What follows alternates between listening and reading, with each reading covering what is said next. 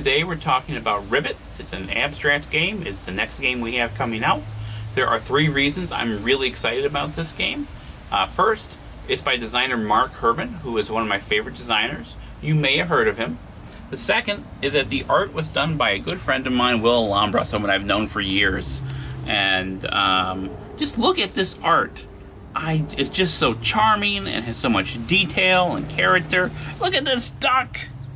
Look at that turtle, the snake. I could just point to these things the entire video and I would still be amused and entertained.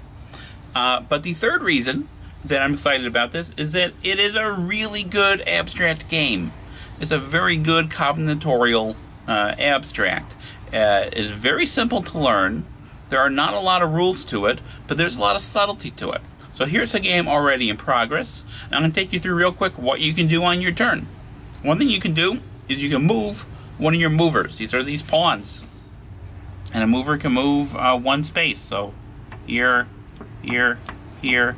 Can't move into the other guy though. But that's how movers work.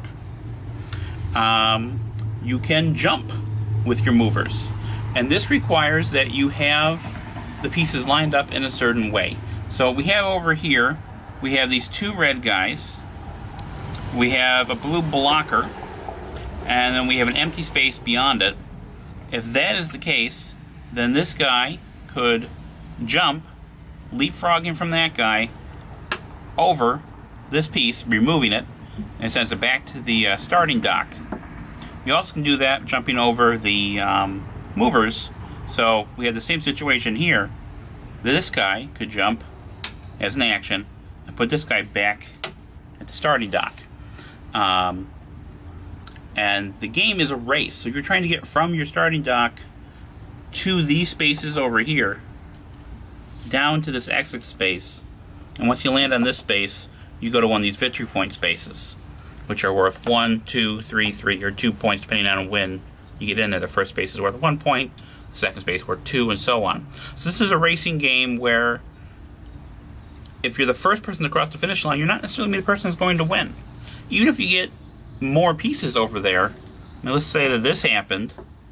So he got there, and then he goes here, and he goes here, and he goes here. Well, there are 3 blue pieces there, but blue has 1, 2, 3, 4, 5 points, and red has 6 points. So red would then win the game. So you got to kind of time when you make your exits. The other thing you can do on your turn is you can place a blocker, which are these big blocky things. And those stay there until they're jumped over. You cannot place 2 blockers adjacent to each other.